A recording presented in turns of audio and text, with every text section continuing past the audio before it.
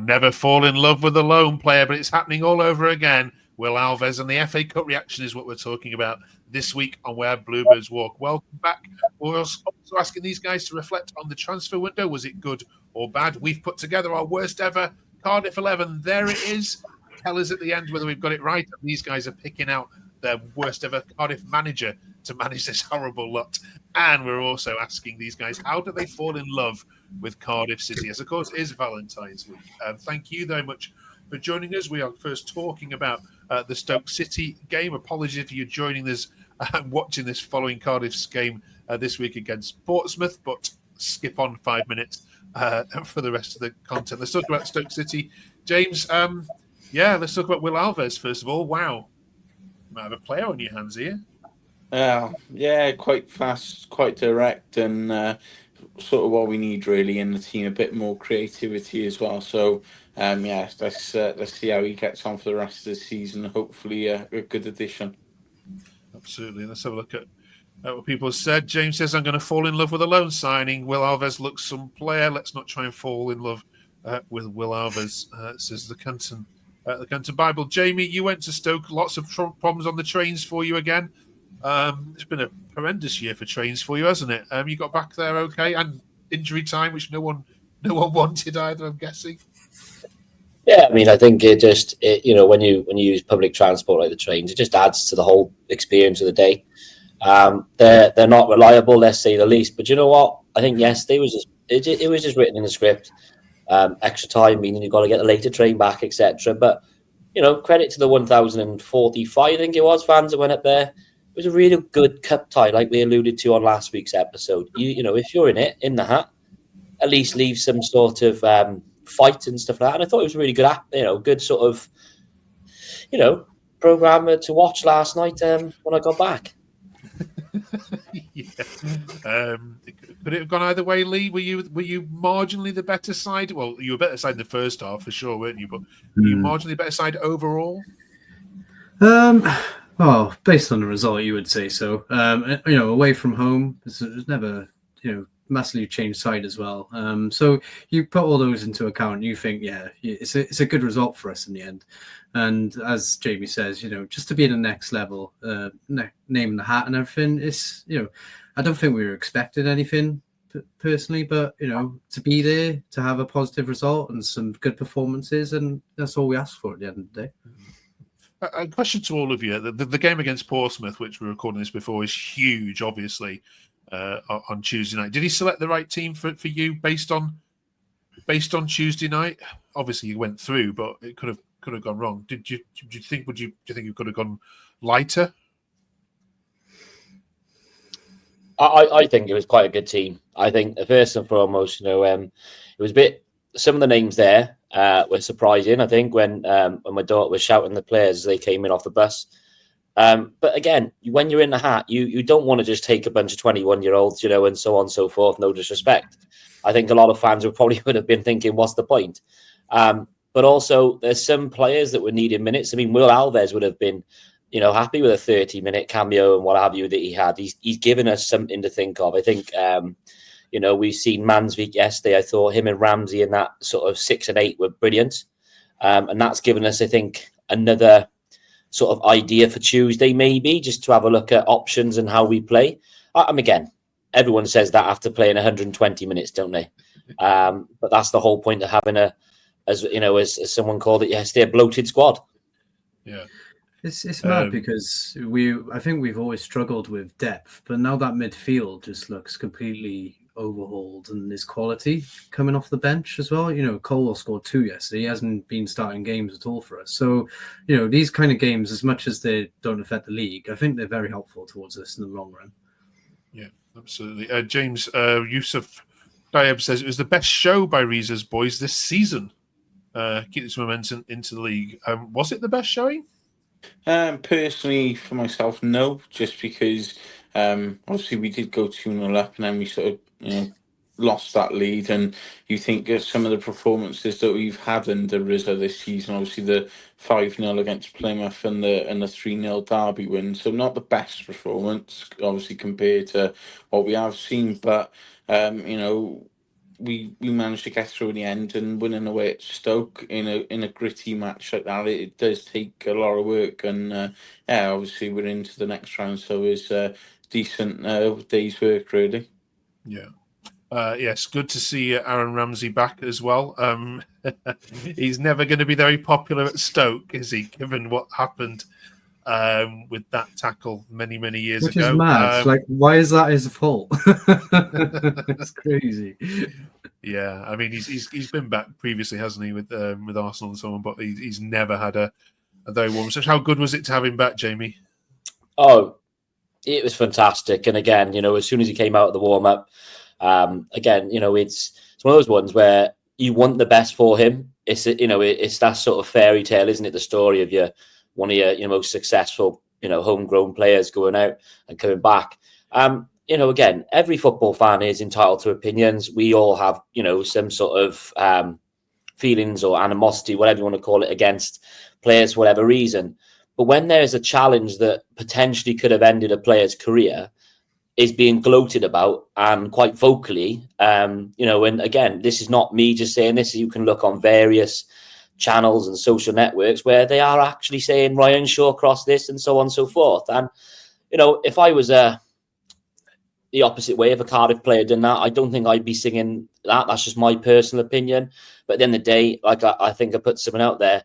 If you can give it, then a player is well entitled to come back and just do all this to you. And I think his good friend Callum Chambers also did it as well.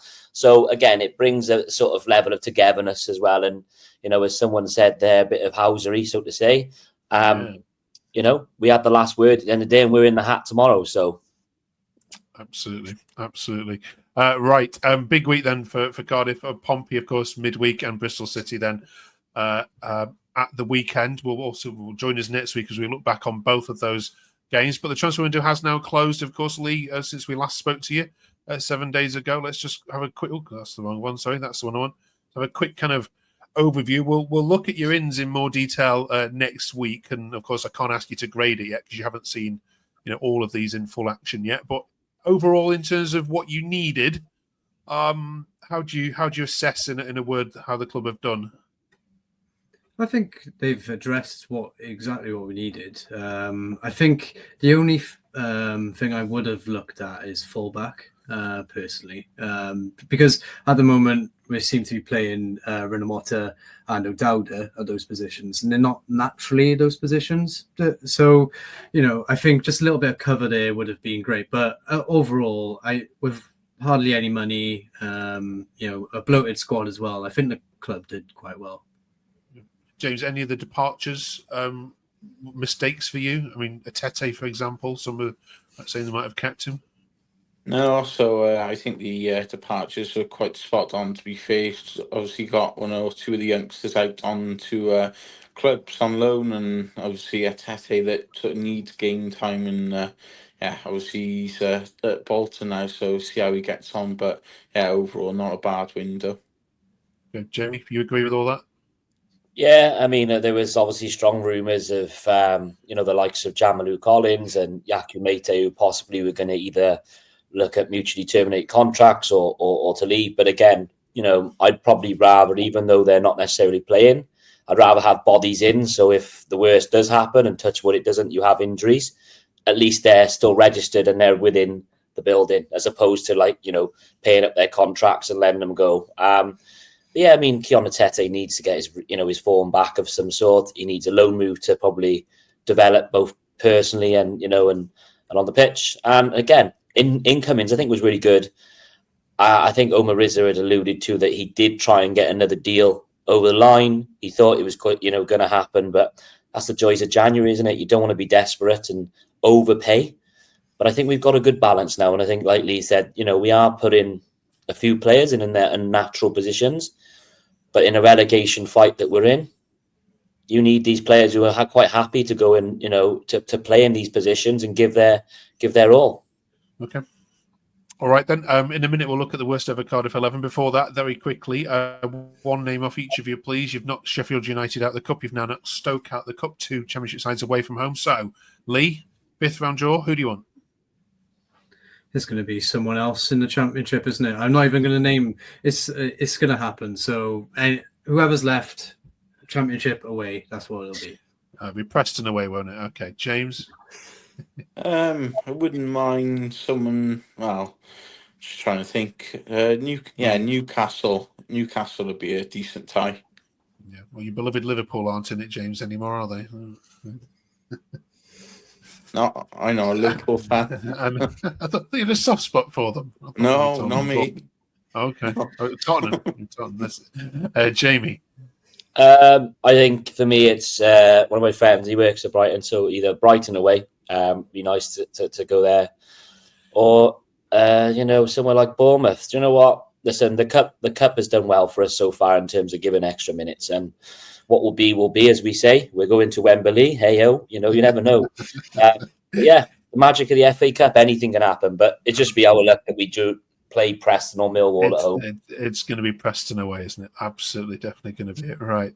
Last couple of weeks, then, if you've been watching, we put together the worst ever 11. We'll say they have put together this horrendous side here of talent over the last 3 weeks of the worst 20 years of the Championship Cardiff side. Philip Benkovic there is starred because he also appears in the worst ever Bristol City 11 as well, so he gets double.